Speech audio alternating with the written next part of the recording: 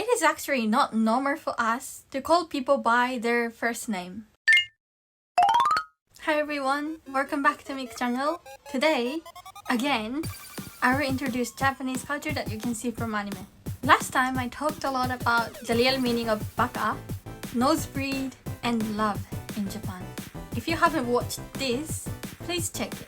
As of today's content, I will introduce 3 things, which is status, unique relationship between boys and girls in Japan, and many ways to say you in Japanese. So let's move on to the first topic. So first one is status. It is extremely important to respect people, especially people who is older or higher status than you. And as you watch in anime, there is senpai and kohai in Japan. So when you enter junior high school or high school, you will be kohai or senpai. And for example, when you're first grade of junior high school, you are kohai, and you need to respect senpai who is like second grade or third grade student in your school. To show your respect, there are so many things to do, like bowing, using pride expressions called keigo, calling their name with honorifics, and so on. Since characters follow these rules, I can guess that who is the highest status person, for example in Demon Slayer, and who is senpai and who is kohai in Haikyuu, just from how characters speak. The keywords for honorifics are sama, san, no honorifics, chan, kun. So let's look at the example in Demon Slayer. The boss of Kisatsutai is called Oyakata-sama by Hashira, like Rengok Kyojiro. Rengok Kyojiro is called Rengok-san by Tanjiro. Tanjiro is called Tanjiro by Zenitsu. Nezuko is called Nezuko-chan by Zenitsu. So what we can see from this is like Oyakata-sama holds the highest position, Rengok-san holds higher position than Tanjiro but lower than Oyakata-sama. Tanjiro and Zenitsu hold lower position, but 2 of them are equal. And Nezuko is lower than any of them. Yeah, so please listen carefully how they call with each other. Next is unique relationship between boys and girls in Japan. It is actually not normal for us to call people by their first name, especially for male to female or female to male. So when a Japanese man who I met for the first time suddenly called me Miku, I would be like, what? You suddenly tried to be too close to me. I didn't allow you to call me Miku. Or something like this happened.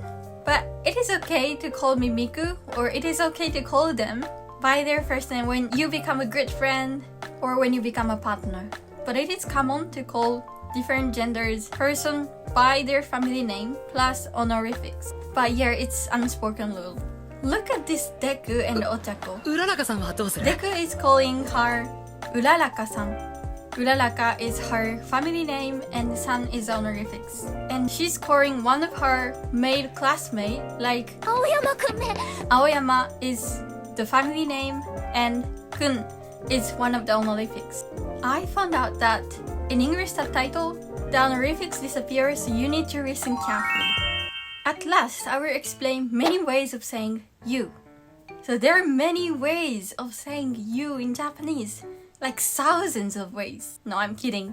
But there are a lot. So examples are Anata, Anata-sama, そちら, omae, anta, omae-san, kimi, Teme, Kisama, onore, nanji, Onoshi. And so on. Even though each you has different meaning, it is simply translated into you in the subtitle. So today I would like to explain the meaning of frequently used you in Japanese. I will explain 5 ways.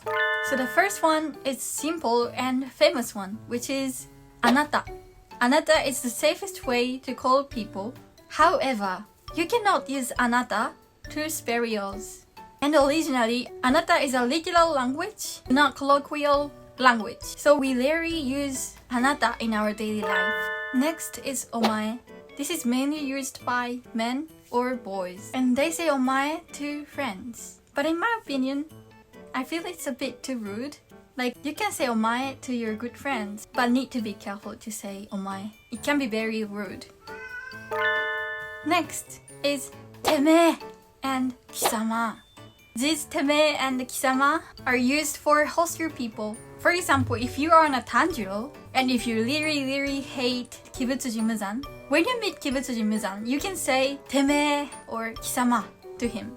But I think Teme and Kisama are anime Japanese, so I have never heard of this in real life.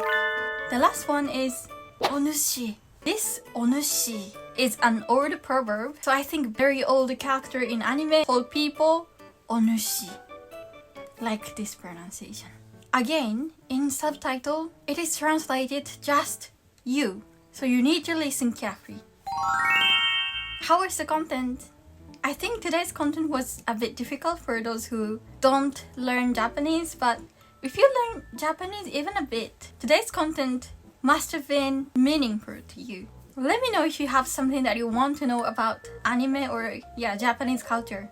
And thank you for watching, and don't forget to subscribe my channel. またね